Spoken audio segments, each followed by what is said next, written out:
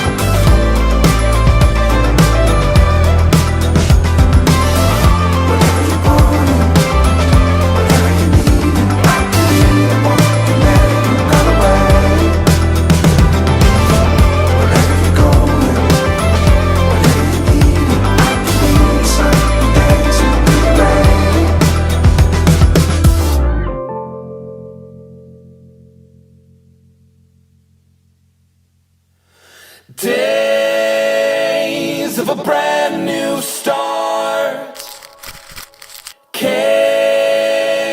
in perfect time and measure. Grace and a golden heart, how we've thrown our arms around you. Say, Marirelayan mo talaga on in all things. Ayun, yun lang naman yung nagustuhan ko sa kanya. Tapos, ang pinaka naanuhan ko sa kanya, parating sinasabi niya, we're going to sort it out. Unang impression ko kay Tin is talagang matapang, medyo boyish.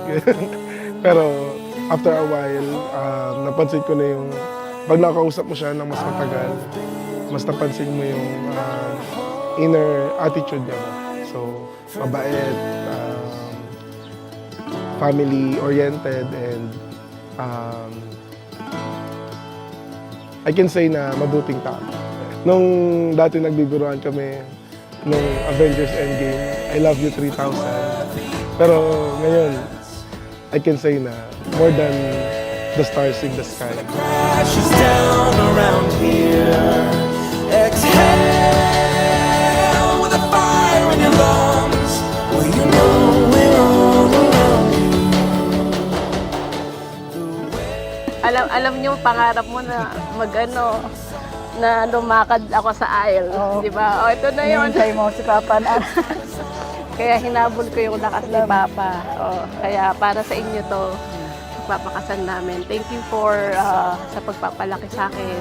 Tama na, Pagpapalaki sa iyak mga na ako. kapatid ko. Yun, mahal na mahal namin kayo.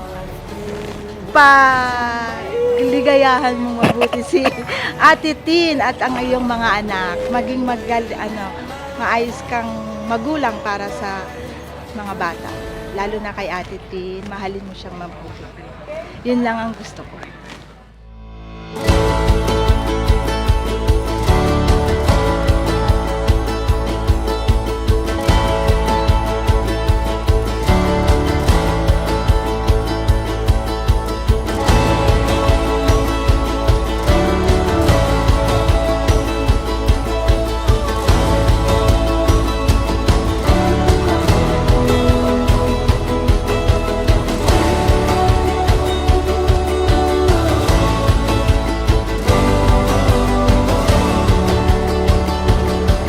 I still remember the first time we met at DEG.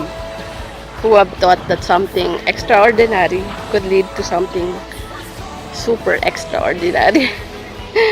You would travel all the way to San Jose just to spend the holidays with me. Please do know that in every season, through every high and low, in words of Ben and Ben, pipiliin ka sa araw-araw.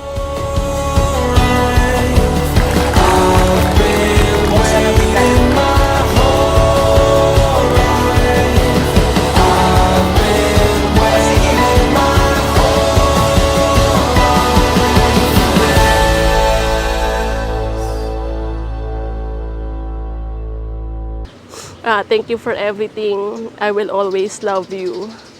Always, as in always. I love you, Daddy. I love you, baby.